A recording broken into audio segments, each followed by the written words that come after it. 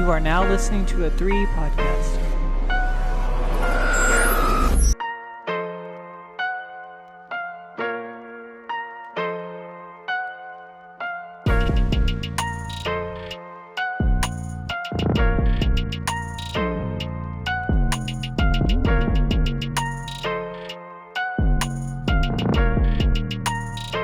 All right, cool. All right, let's get started.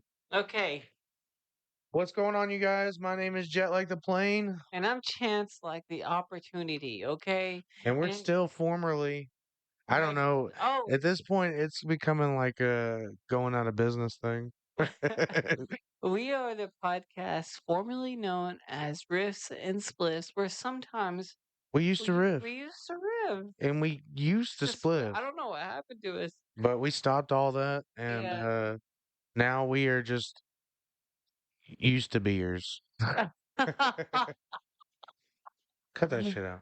Okay, so today, I am so excited for today's episode.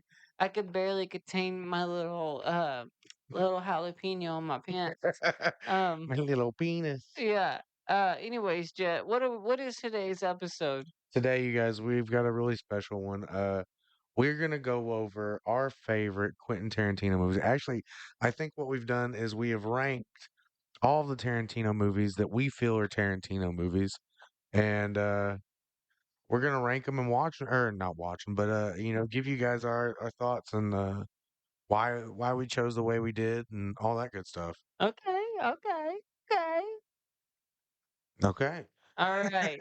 So I'm gonna let Jet go first. He made a list from his least favorite to his most favorite, So obviously. I think we'll just go over them one by one, if you want to. You want me to go first? No, let me go ahead. No, like I said, Okay, I'll go. okay, okay. So, the first one, my least favorite I put down is I'm gonna start off with Jackie Brown, and it's only because I haven't seen it. Jackie Brown is a really good movie. I actually watched at work after you said you were going to watch it. See, and so I've Okay, never seen it. fair enough. Because of that, I put it as the lowest because it's not even on my scale. Fair enough. Fair enough. Because I mean, it is a pretty good movie, but it doesn't feel like what you would think of a Quarantino. Quarantino, huh? Yeah, Quarantino movie nowadays. It's so indie-ish feeling. And I don't know. It was back when he had the indie vibe when he was making like Pulp Fiction, Reservoir Dogs, all that. Yeah. But anyways, but yeah. Anyways, what's your second, Jet? So my second after that, I went with for my number 9 would be Death Proof. Oh yeah, And it's only because it just I really didn't like I that. didn't like it. I didn't like it at all. I wanted to like it so much, but I just didn't. Um, Especially because of the Tarantino Robert Rodriguez thing. yeah, the double feature they did. Yeah. It took me so long to get around to watching Death Proof. And when I finally did, it was a drag. I Yeah, it mean, took too long. It wasn't a good story. The characters I wasn't really invested in, anything like yeah, that. he just likes to get himself in wrecks. But it's got like 2 acts, and it's so fucking long, dude. Yeah, which Um, it just didn't make sense to me. they were trying to do these '70s type of movies that were kind of like over the top and exploitive, but Mhm. Quentin Tarantino went way too serious on that subject. While Robert Rodriguez, I don't know if you've seen Planet Terror. I liked it better. Planet Terror, everybody likes Planet Terror better. Um, Liked Planet it a lot Planet better. Planet Terror is amazing in every single way. And that's what's sad is that they were given the both the same opportunities with to do what they wanted to with a movie and just did not deliver. Yeah, And I'm. I mean, even then, I liked that Tarantino was in Planet Terror. Yeah, he was. He had the dick that was falling off. Exactly. There was like he had a good character in that movie He too. did. It's Yes. like, damn, dude, you didn't even give yourself a good character in your movie. Ah. Okay, so what was next on that little list you got there? Uh, So for my number 8, I went for Hateful Eight. What? So for me, what I felt like at that point in his career, he had everything, every kind of disposal he could at that point, and he went as over the top as he could with that movie. Uh-huh. And though it was still a good movie, I didn't not like it. In the same breath, as far as all the movies that he has to offer, I feel like that one wasn't my favorite. It's not that it was awful. Again, it's just one of those things. I thought It's hard to really pick. It's hard to really you can't this was really hard. call a Tarantino movie awful because they're just so well done and it's just different, you know? Exactly, and it's Uh, not that again, it's not that I didn't like it. It was just as far as like the list the goes. list, the impact on my life. I don't want to say on my life, but like the impact that it made on me as a person. Mhm. Uh, it was good, but it wasn't fucking great. Okay, okay, that's fair enough. I really liked it, but that's none of my business. We're talking about your shit right now. So what was next on that little list of yours? Let's go ahead. So my number 7 was Kill Bill 2. Oh, I can hear the disdain. no, no, that's fine. I don't Please tell me why. I just like it. I like it, you know? So I loved that movie as well. How old were you when you first watched it? I probably had to be in my 20s What? My bad. because I just didn't care. Oh, no, no, no, Jed. Okay, go ahead. So it was good, but we had discussed earlier whether we were going to consider him as one movie or not, A lot of people do consider him as one movie because Quentin Tarantino said he made it as one movie. but they just split it in two. Yeah, because Harvey Weinstein was like, nobody's gonna see a 4 hour long movie. Anyways, what was next on that little list? Well, I want to go over why I didn't like. Okay, okay, go over. Let's go over. So, Kill Bill 2 did not have what did not as damn it. It didn't offer what Kill Bill 1 offered. So, You're totally right. You're totally right. I mean, I love Kill Bill too, but it took me a long time to come around to it. and it's not that I don't like it. It's just as far as the Kill Bill movies went, because the next one is Kill Bill. Mhm. The thing is that You put that on the yeah. ahorro mi vida. Okay. So it might not have been like as seen as one video or one movie for us, but in the same breath, it's still just as good. Both of them are hard to Bro, compare, bro, but in the same breath, as far as like you've bro, got the weird rape scene in the bro. first movie, you got Yeah. the fight between her and Vivica A. Fox, Oh my you got the god. fight between her and fucking Lucy Lucy Liu. Liu. Oh my Those are god. those are fucking iconic fights. They are iconic, man. And it's not that it didn't produce iconic fights in the second one, But but in the same breath, the best you had was that bitch plucking her eye out and stepping on it. And it's like okay. you did not offer that Okay. in the first movie. The first movie had way, way, way more to offer. It did. It did. It was very weird to me. Okay, so He put that weird anime scene in it. oh, I loved that. Exactly. So I mean, he really just kind of outside of his boundaries in this Yeah. movie, and it was really good. Originally, whenever the bride fought Elle Driver, they were originally gonna have this epic fight, like kind of like the Lucy Liu fight that Hmm. she had. But uh, this is weird. I don't really understand the correlation, but Quentin Tarantino saw Jackass, and he was like, he changed the whole fight. He made it into this really small trailer, and it's kind of funny because it's so small that they can't even unsheath their swords, you know? Hmm. Like, it's got a little bit of humor to it, and there's that whole snake crawling around the whole time, and And then they have this like epic, like she's finally got a sword, and they just, anyways. Okay. You go on with your next one. So those were my next two. So for my number five, I went with Pulp Fiction. Pulp Fiction is a good ass It movie. was a good movie. You want to know a little cool fact? What? Tim Roth's character at the very beginning, robbing the diner, Hmm. he was originally supposed to be played by like Johnny Depp. That makes sense. Yeah, it does, doesn't it? I really do like Pulp Fiction a lot. I fell in love with it a little late in life. And that was for me too. That's why it was so late on the list. As far as number five, I feel like it doesn't deserve number five, but in the same breath, again, with all of the movies that he It's made, good though, man. it was really good. It was dark. It was gritty, but it was still playful. Oh Yeah. my God. What? Yeah, it's really good. Yeah. And I love that, like, back in the early days when Kill Bill had made those movies, like when he made Reservoir Dogs and he made Kill Bill, like, Bruce Willis was a boxer, but you didn't get to see the boxing. You just saw him leave really fast because Yeah. he killed a person. And Exactly. then in Reservoir Dogs, they get ready to go do a bank heist, and then it's just like they just it's just like after the bank heist and everything's gone to shit.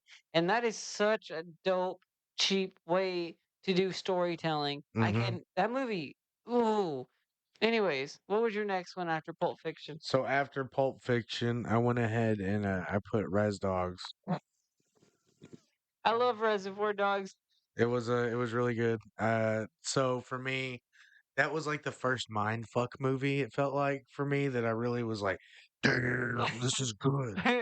And for most of it, besides like flashbacks, it all takes place inside that warehouse. Yeah, very And small. I just as much of doing as much with what you have. hmm It's a really like for somebody who wants to start like making movies and shit. yeah. It's a real inspiration. And out of all those movies at the time, like Quentin Tarantino was a character in that movie, but he got killed off screen. Mm-hmm. And I think the biggest star was Steve Buscemi, right? I mean, I would think so because I don't remember if anybody else in the movie had any credit. Oh no no no no. Who was the Mr. Brown, the old man? Oh yeah, yeah. He's been in a lot of movies. Yeah, Harvey Keitel, yeah. He's been in quite a few movies. He was very good in that too, man. He had Tim Roth's back like it was going out of style. Yeah, like this is my guy, and I know I just met him, but he's my guy. Yeah, and he's like defending this dude like I just met him, but I know he's good. yeah, He's only got good in him. and this like ending shot, I can't tell you how many times I reversed it with just all three of them pointing guns at each other. This is the first time I heard oh I know what you're doing tonight. I feel Yes, something ain't yeah. right. I'm Oh so my god. scared of getting all by myself. Yeah, okay, Yeah. anyways.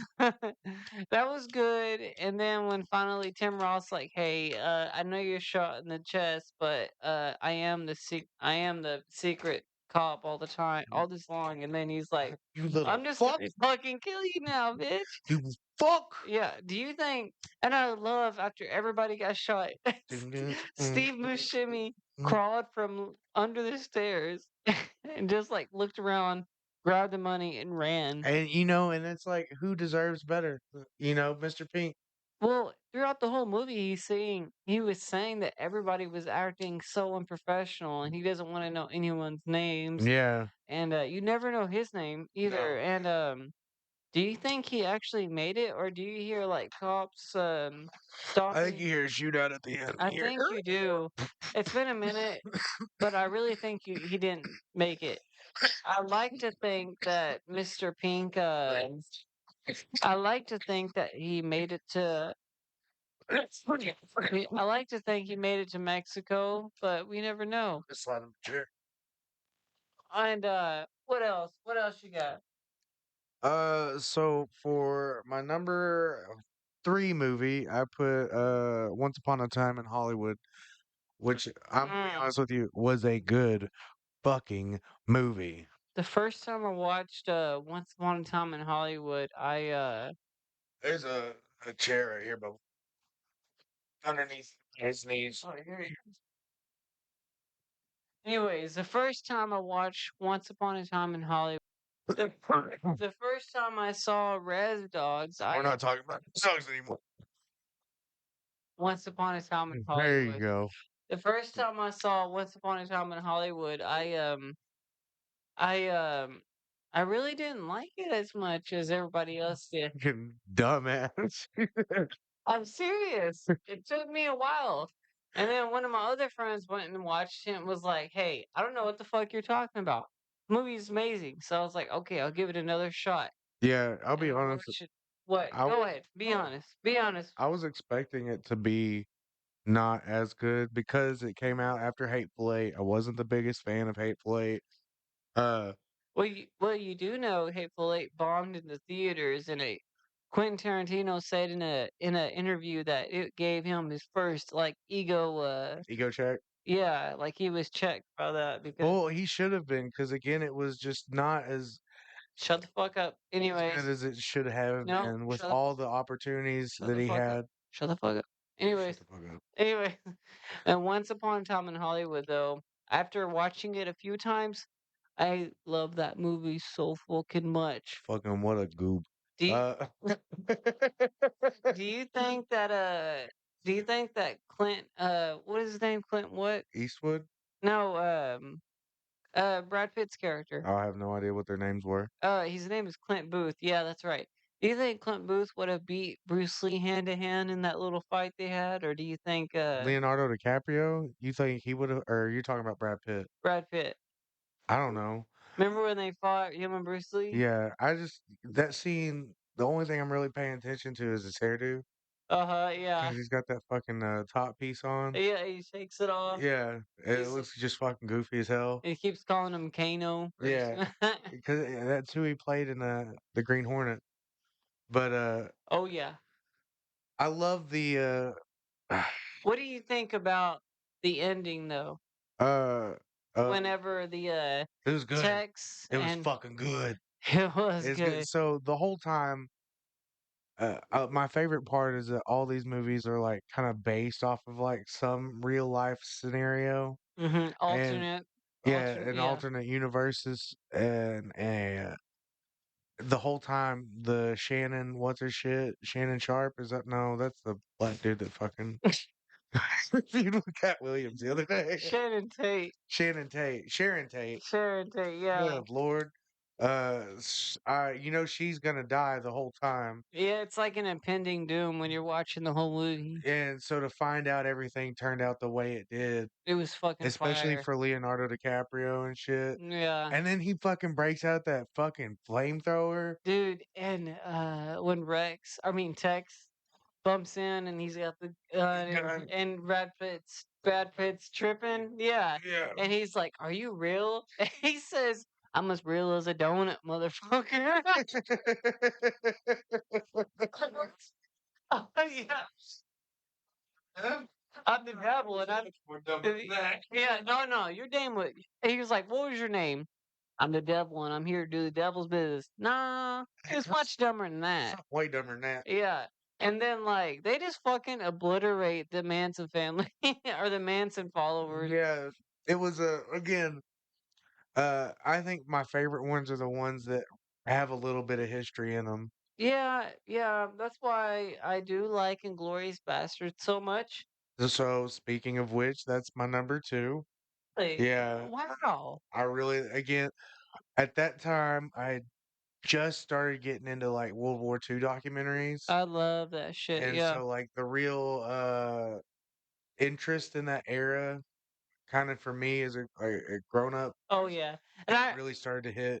and that was the like the one of I was a well, the first trailer that really caught my eye of Quentin Tarantino was the Kill Bill trailers. Yeah, But then after getting older and turning like 18 or whatever, um or the Inglorious Bastards that said based off a story that should have happened. I was like, what? That's fucking Well, crazy. see, and that's the thing is so I really like that aspect Yeah. because it's I think the realism to it is what I really like about it Mm-hmm. is how it can be this probably happened. I mean, Yeah. had opportunities been given, and there's no telling like if there were like a small battalion of like There could have Jews been, that yeah. fucking were destroying people that nobody fucking talked about because of the Yeah. propaganda and And Albo the Apache, he was like, I need my scalps. And they're just scalping Germans. exactly. And you know, Like, there had to have been some people like that. mm-hmm. I would. Oh. Here, I got something to say. You know, Oh, okay. okay. Quentin Tarantino said in an interview that if he couldn't find the right person to play Aldo the Apache, that he would not make the movie. Well, it makes sense because he's such a key character. Yeah, and then in that milk scene, where at the very beginning when Au what revoir, Shoshana. yeah. What is his name in the movie? Christoph Waltz is the real name. Anyways, Christoph Han, Waltz, uh, Hans, yeah. Han something. Hans Zimmer. No, I'm just playing. But anyways, so whenever he shows up, like he asks for milk, Hmm. and his that woman's daughter is walking away, and he grabs her kind of by the wrist, and I didn't realize that, but he's checking her heart rate when he grabs her by the wrist and Oh, like, oh, really? actually, I would like some milk. Well, because he asked for like water first, Uh, so he kind of is like, oh wait, hang on, I would like some milk, and he's checking her pulse, and I didn't know this until yesterday, and he's checking her heart rate, to make sure that like to see if she's freaking out, yeah. yeah, and I was like, wow, that's fucking crazy detail. Glorious Bastard is amazing, amazing. I love seeing Hitler get his fucking boom, boom, boom, boom. Yeah. Hmm. And then, Yeah, the ending, and then I think what I love more than anything is the exaggeration that comes with a Tarantino movie. mm-hmm. The bullets, the blood, the blow ups. Oh yeah. It's my favorite thing. I think my favorite scene was with Michael Fassbender whenever he was just introduced and he was like doing the going to the small French bar and that just whole scene and and he's found out he was a spy. The whole scene is it's It was really good. yeah and just slow realization. The humor in the movie too, as Mhm. far as like, well, I speak second best French or Italian. Yeah, and then he's like, he speaks third best, and he's like, I don't speak Italian. That's So, like I said, third best. you just Well, stand there and shut the fuck up. why don't you start doing that now? And then he's like, he's the only one that can pronounce his name like correctly. He's like Dominique de Coco, Dominic the Coca. and then Eli Roth is like Antonio Margarite, Rete. and he's doing. Margarete. And then Brad Pitt in the most southern voice is just like Gorlami. Yeah. Gorlami. Yeah, and Christoph Waltz didn't know any type of Italian, and he just learned it for just that little spot. No shit. That's wild, dude. He was speaking it very fluently, and he just learned it for that movie, just that little like a couple minute worth of dialogue. It's wild. Anyways, what was So my yeah, you are. Anyways, so what was your most favorite? uh my most favorite movie, and I don't know if it's because I watched it today and it might have had a leg up. But I'll be damned if it wasn't Django Unchained. I fucking Django love the shit out Unchained. of that movie. Um, It hits every fucking high note for me, like I was saying earlier. It hits the bit of history, because you know there was the first black bounty hunter. mhm. That was a real thing. Oh yeah, it was. That's a sick fucking story, Yeah, and and just Huh? Yeah, Bass Reeves. Yeah. Yeah. Have you watched that show? Uh-uh. It's good. It's good. Oh, I was talking to Chuck, not Well, you. no, what's Bass Reeves? It's called Lawman Bass Reeves, and it's just on Paramount. It's a series. Oh no shit. Yeah. Oh no Yeah. shit. Yeah. Yeah, see, and that was my favorite part of it. Like they were using like Daughtry and Lubbock, Texas and shit, like Mhm. places that, still here today. Yeah. Oh So yeah. it was it caught you off guard a few times, and then you start to like, as awful as a character as Christoph Waltz was in Inglorious Bastards, He's he's such so a fucking good character He in is. Django. He is. He's got a couple of flaws, but we can talk about that. So, like, I didn't think about this until I was looking at some podcasts or whatever, but reading or listening to podcasts. But Christoph Waltz, like Candy. What was his name? Calvin Candy. Calvin Candy. He has his teeth all rotten, and Waltz is a dentist. Hmm. So, like, they kinda contract, like, or they I kinda didn't think anything of yeah, that. I didn't think See, of that so like either. the dentistry thing is like such a like, yeah, hell, he loses the cart fucking 30 He minutes he into the bl he movie. blows it up, yeah. Yeah. Oh my god, yes, and then, The racism about it, which makes you feel fucking awful. yeah, and just how Holy shit. I remember I went with a big group of friends to go see that movie, and, yeah, I remember a lot of people laughing, at the N word, There was no way. I did not feel comfortable laughing at anything. everybody was It was laughing. the only thing that was funny is the thought of when Jamie Foxx or Django gets to pick his outfit for the first time. Yeah, and it's, That was funny. You know, she's like that one slave you girl. choose to dress like Like that that. yourself? Yeah, and the fucking what do you think about like when Christoph Waltz was Leonardo DiCaprio was like, "You cannot leave this house until you shake my hand." And he holds his hand all weird like that, Hmm. like Yeah, there's like obviously he was up to something. I'm glad. My thing is like the fan service for the movie, as much as everybody felt like he was going to die because he was yes. too good of a character, Mhm. you know. The same breath, I'm glad at the end he at least took someone awful down with him, He took and that. yeah, and then giving Django more of an advantage towards the end Yeah. when he had to take on the Oh wait, rest of my bad. fucking Candyland. Yeah, for real. And fucking Christoph Waltz just put out. He was getting ready for a handshake, and he pulls out his gun Yeah, and just shoots him. that's the coolest fucking weapon either. It And on is. top of, why wouldn't you have a second one? You know, Yeah. Well, bam, bam, yeah. because they're single shot. I think he. Single shot's got to be like the worst thing in the world. I think in the movie when he did that, he just like abandoned all of his whatever personal per- Advice. yeah, like his personal what he lives by is code. I believe when Christoph Waltz pulled the gun out and shot Leonardo DiCaprio, he just like abandoned all of his code and everything. He just turned around to Butch, and he was just like, or Pooch, whatever the guy's name was, and was just like ready to get shot. Which Who? kind of, the guy with the guy that killed Christoph Yeah. Waltz, yeah, Yeah. and he had that double barrel Shotgun. sawed off, yeah. Let me tell you that, and that again hits all those high notes as far as like, I really, really enjoy those like explosive moments of like blood and gore Oh my god, dude. because I don't know how he does that. It's in slow motion when Christoph Waltz flies against a bookshelf and all these papers are flying, and then Django just looks at Pooch or Butch, whatever his name was, and just grabs Jesus Christ, their arms. his 6 shooter and just shoots at him at point blank range, and then takes a moment to wipe the blood off his face, and then he just goes on this wild ass shooting rampage.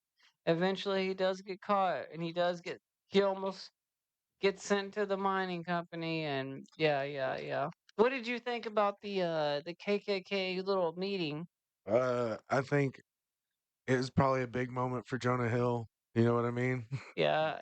I don't think he was doing like a whole lot back then. Did you know that was Quentin Tarantino that was like, I think today. We should go without the mask. Oh no, I didn't. Yeah, that was Because him. because the thing is like, everybody's like not taking off their mask, taking off their mask. Yeah, and then I just think that's one of the funniest shit ever. It was, I guess, the humor is a nice break from like Mhm. the crazy racist shit throughout. Yeah. And Because the whipping scenes, mhm. the Brittle Brothers and shit like that. Oh yeah. God damn, that was wild. Did you know